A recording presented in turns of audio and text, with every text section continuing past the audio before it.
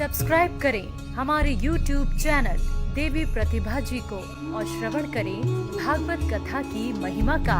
साथ ही bell icon को दबाना ना भूलें। जिसका मन निर्मल है वही मुझे पा सकता है। भगवान भाव के भूखे हैं। आप कहो प्रभु मैं आपको 10,000 दूंगा, मेरा ये काम कर दो, तो ऐसे नहीं होता। भगवान प्रेम के बस में सब कुछ करते हैं।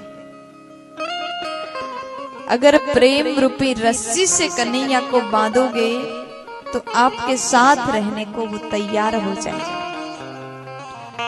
भाव का भूखा हूं मैं, बस भाव ही एक सार है।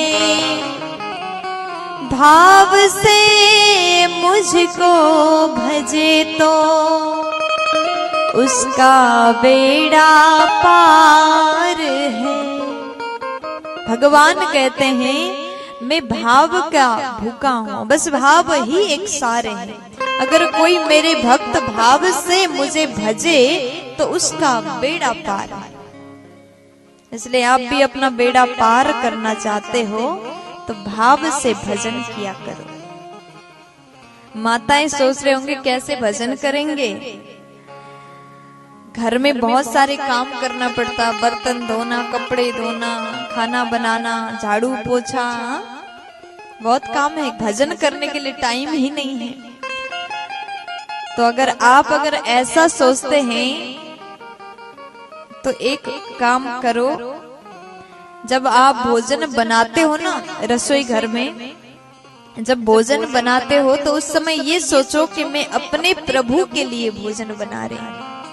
फिर वो भगवान के लिए, जब भगवान के लिए जुड़ जाता है तो फिर वो काम ही सेवा बन जाता है, वही भगवान की पूजा बन जाता है। आप कोई भी काम करो उसे सेवा समझ करके करोगे तो वही आपका पूजा है, वही आपका साधना है।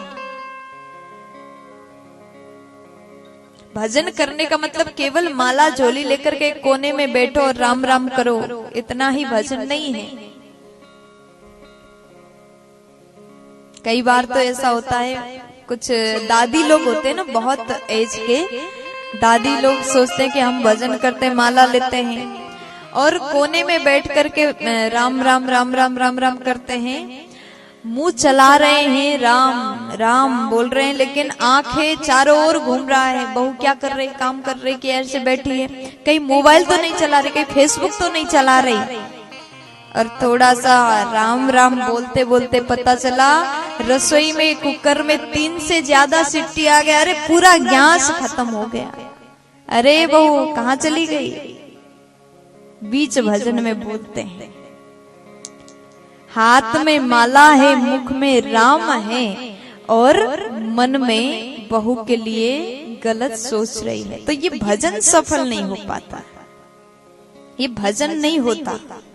भजन का मतलब आप भले ही रसोई में बर्तन धो रहे हो लेकिन मन में प्रभु का चिंतन हो जाए, उसी को भजन कहते हैं। प्यार से बोल दो ना।